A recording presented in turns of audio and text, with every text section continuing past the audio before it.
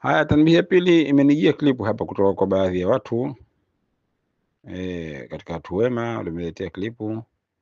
Ndani yake kuna tahadhari. Siku hizi watu wachukue tahadhari kwamba na huyu mtu ambaye kawaleta yeye mwenyewe tayari washajaribu kutaka kumfanya hicho kitu.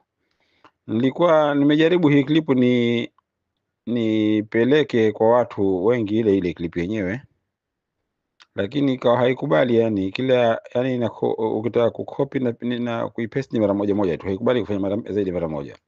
Kwa hiyo nikaona bora nikurekodieni maneno yake alizungumza, halafu na nyinyi mpate faida. Kifupi ni kwamba siku hizi kumeingia wizi wa mambo benki, na kwa hakika wizi huu ni mwingi sana tangu zamani, kipindi kirefu. Kila baada ya muda hutumia njia tofauti. Njia iliyopo sasa hivi alivyozungumza huyu bwana ni kwamba na yeye mwenyewe kafanyiwa, lakini akashtuka, hawakuweza kumpata.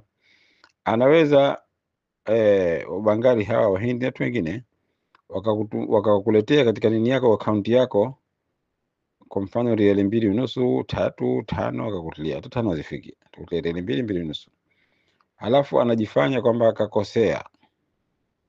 Umefahamu? Kakosea, kwa hivyo umrejeshee pesa zake.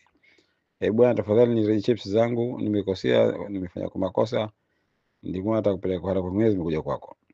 Ile ukimrejeshea tu ni kosa, tayari pesa zako zote ile akaunti inazichukua. Wana njia nyingi hao. Kwa hivyo umetufikia hiyo. Kwa hivyo tunatoa tahadhari kwa watu kwamba itapotokea mtu huyo kakutilia pesa namna hiyo, mwambie hakuna mushkila wote, location inapokaa hii hapa, njoo chukua pesa zako, basi mtolee pesa zake, mpe mwenyewe mkononi. Hakutaka basi usipeleke. Natoa tahadhari hii ili watu wengine wapate faida, kwa sababu ndio wizi umekuwa namna nyingi, na hiyo ndio namna moja ambayo kwamba natumia sasa hivi, kwa mujibu wa tulivyoambiwa na huyo aliyotuletea clip. Wallahu tabaraka taala a'lam wa ahkam.